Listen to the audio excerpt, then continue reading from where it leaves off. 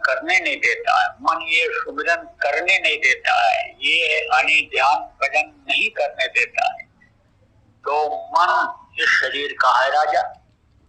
मन ही मरवाता, मन ही कटवाता, मन ही गाली दिलाता, मन ही जब भूख लगती है तब हाथ जोड़वा करके रोटी मांग लेता है, प्यास लगती है तो हाथ देता, हाथ जोड़ तभी पानी पिलाएंगे, हाथ जोड़ के मुंह पिला देता है, सब करता है।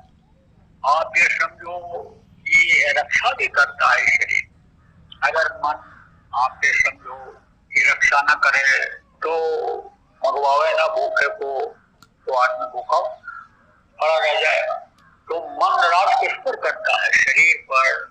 तो जिस पर राज करना होता है उसको जो राजा होता है, प्रजा के ऊपर राज करना होता है, तो प्रजा को सुखी रखता है और प्रजा से ही टैक्स लेता है, अब उसका राज्य चलता है, वो भी उसी का खाता है। ऐसे मन इस शरीर के इंद्रियों पर, मुंह पर, आंख पर, कान पर, नब्जा पर बैठ करके रस लेता है, खाता है, वही उसका खुराक हो गया इस मन का। क्यों? क्योंकि इस पिंड में है और पिंड में यही खुराक उसको मिलता है। अंड लोक में जाएगा तो उधर का खुराक अलग रहेगा, ब्रह्मांड समझो जब आगे बढ़ेगा तो जहाँ इसका स्थान है, भंडार है, वहां तक उसको उसका रस बदल जाएगा, दूसरा रस देता रहेगा। ऐसे समझो कि इसका यह रस है, इसका यह खुराक है मन का। क्या सिखाया जाता है सत्संग में? गुरु महाराज क्या सिखाते थे कि मन के कहे करो मत कोई, जो गुरु कहे करो तुम सोई। मन के कहने पर मत करो काम, जब समय निकालो इस काम के लिए, परमार्थ के लिए। परमार्थ क्या है?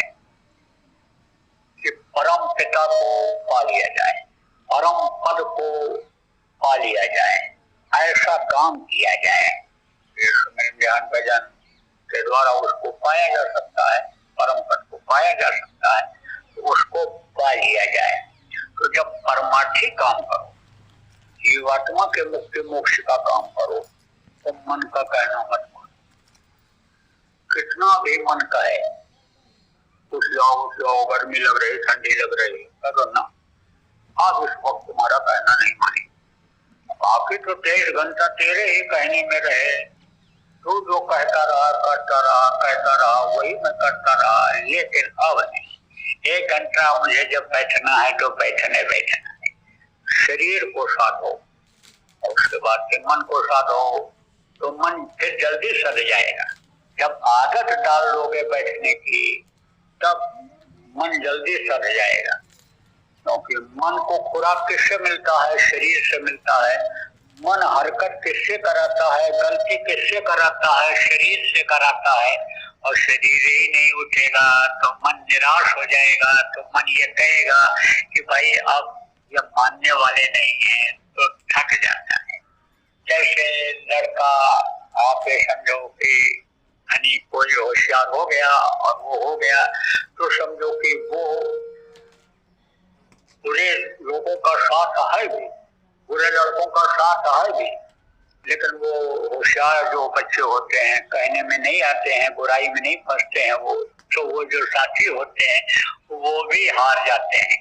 कहते हैं क्या फायदा इससे, ये तो हमारे उसमें आने वाला नहीं, छोड़ो इसको, निकालो अपनी ओर से, अपनी टीम से निकालो इसको। ऐसे मन निराश हो जाता है, ये तो मानने वाला नहीं है, तो क्या फायदा है बार बार प्रेरणा देने की, बार बार इच्छा पैदा करने की। माया भी हार जाती है, इच्छा पैदा करती है ना, वो इच्छा भी नहीं पैदा हो। आप ये समझो कि चिंतन भी नहीं करेगा फिर, और फिर आप ये समझो बुद्धि फिर उस वक्त पर आपकी तेज हो जाएगी, क्योंकि बुद्धि के ऊपर इनका एक तरह से दबाव बनता है, चित्त का और समझो कि चिंतन जो होता है उसका दबाव बुद्धि पर पड़ता है। चित्त का चिंतन और इच्छा जो पैदा होती है इसका दबाव बनता है, तो दबाव हट जाएगा, फिर बुद्धि काम करने लगेगी। जब तक मन का दबाव रहेगा, इच्छा पैदा हो, आप ये समझो कि उठ जाए, और जब इच्छा पैदा होगी तो चित्त का चिंतन बदल जाएगा कि चलो अब थोड़ा ये काम कर जाए, चलो कॉफी पियावें, चलो चाय पियावें, चलो घूम करके आते हैं, पैर में थोड़ा दर्द हो गया घुटने में, घूम करके आते हैं, लेकिन फिर चित्त भी चिंतन नहीं करेगा और फिर बुद्धि काम करने लग जाएगी। ये जो बातें बताई जा रही हैं, ये जो सुनाया जा रहा है, ये बातें फिर याद आने लगी और अपना असला घर याद आने लग जाएगा, अपनी मौत याद आने लग जाएगी कि काल करे सो आज कर, कल का वादा नहीं करना है, कल किसने देखा है, आज रात को जब हम बैठे हैं तो आज ही अपना काम पूरा कर लें। कोई निश्चित नहीं है कि सुबह हम देखेंगे ही, तब उस समय यह बुद्धि काम करने लगती है और मन थक करके रुक जाता है। और मन जब थक करके रुक जाता है तब यह मन सड़ जाता है और मन जब सड़ जाता है तो आगे समझो कि साधना फिर आगे की बढ़ जाती है। फिर धीरे धीरे सदते सदते ये जीवात्मा वहां पहुंच जाती है। कहाँ पहुंच जाती है? जहाँ इसको जाना है।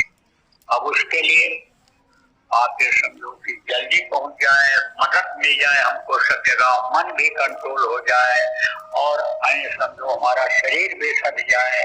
उसके लिए जो समर्थ गुरु किए जाते हैं, उनकी मदद के लिए हमेशा उनसे प्रार्थना करते रहना चाहिए, गुरु भक्ति करते रहना चाहिए। गुरु भक्ति का मतलब क्या होता है? जो गुरु कहें करो तुम सोई। गुरु जो होते हैं वो जो उनसे जुड़े हुए लोग होते हैं, प्रेमी होते हैं, उनके लोक और परलोक की दोनों चिंता होती है। लोक की बात कल मैंने बताया था, धन पुत्र परिवार की बढ़ोतरी, ये लोक होता है तो इसको भी वो चाहे, खाने की कमी ना होने पावे, पहनने की कमी ना होने पावे, इसके बच्चे दुखी ना होने पावे।